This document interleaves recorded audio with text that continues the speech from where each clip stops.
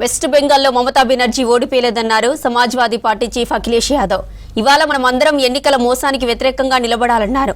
ఎన్నికలు నిజాయితీగా జరిగినప్పుడు ఆమె గెలిచారని, కానీ ఈసారి బీజేపీ మాఫియాగిరి కారణంగా మమతా ఓడిపోయారన్నారు.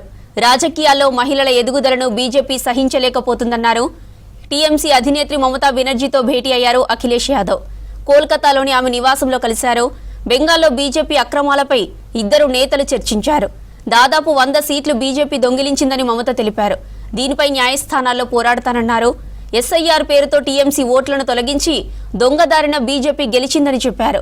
ఇది ప్రజలు ఇచ్చిన తీర్పు కాదని, బీజేపీ దౌర్జన్యమని ఆరోపించారు మమతా బెనర్జీ.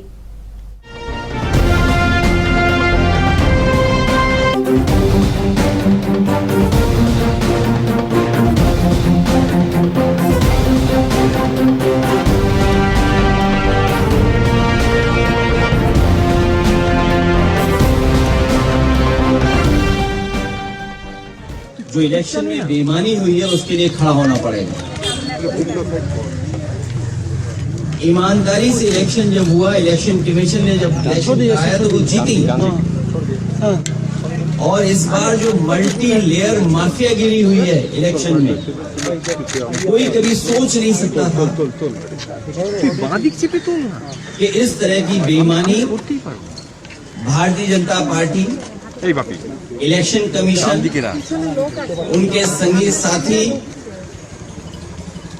खुफिया लोग, अंडरग्राउंड लोग मिलकर के इस तरह का चुनाव करेंगे। अभी तक तो हम ये सुनते थे कि जो आज बंगाल करता है वो देश कल करता है, लेकिन बीजेपी ने जो उत्तर प्रदेश में किया बेईमानी, वो एक ट्रायल था उनका, और उससे सीख करके पूरा का पूरा चुनाव उन्होंने लूट लिया। सेंट्रल फोर्स हो, election commission, transfer posting, UP का चुनाव भी बड़े करीब से देखा है मैंने। न जाने कितने अधिकारियों की हम शिकायत करते थे, न कभी डीजीपी हटा, न कभी चीफ सेक्रेटरी हटे, न कोई डिस्ट्रिक्ट का अधिकारी हटाया उन्होंने। लेकिन जब बंगाल का चुनाव हुआ, पूरा का पूरा स्ट्रक्चरली उन्होंने अपना बनाया और उनको निर्देश दिए गए कि आपको चुनाव हराना है। ये शायद तस्वीर आपने सबने देखी होगी, ये तस्वीर तो देखी होगी आपने। इससे ज्यादा भयानक काम यहां हुआ है। अगर बुलेट्स के डरा करके वोट डाला जाएगा तो कौन जीतेगा? आप बुलेट से डरा रहे हैं वोट के लिए, और इलेक्शन कमीशन निष्पक्ष नहीं है, बीजेपी के सहारे पे काम कर रहा है कि जो पॉलिटिकल पार्टी के पोलिंग स्टेशन के अंदर जो एजेंट्स होते हैं उनको धमकाया, डराया और न जाने क्या क्या तरीका अपनाया होगा।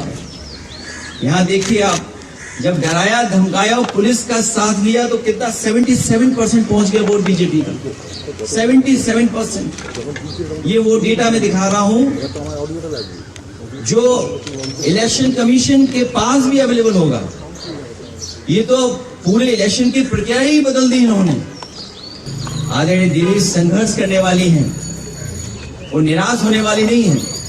बीजेपी की आंखों में इसलिए खटकती हैं क्योंकि वो आदि आबादी का प्रतिनिधित्व करती हैं, और भारतीय जनता पार्टी के लोग जो पुरुषवादी हैं, सामंतवादी हैं, कभी नारी को बढ़ते हुए नहीं देख सकते।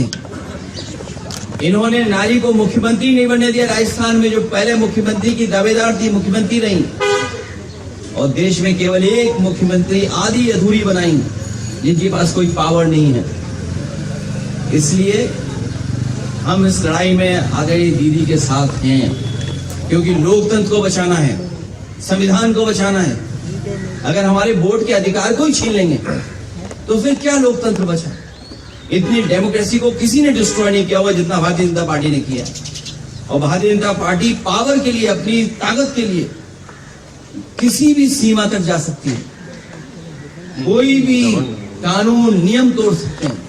और उत्तर प्रदेश में हम लोगों ने बड़े करीब से देखा, वहां पर ये जो करते थे वो यहाँ पर किया है।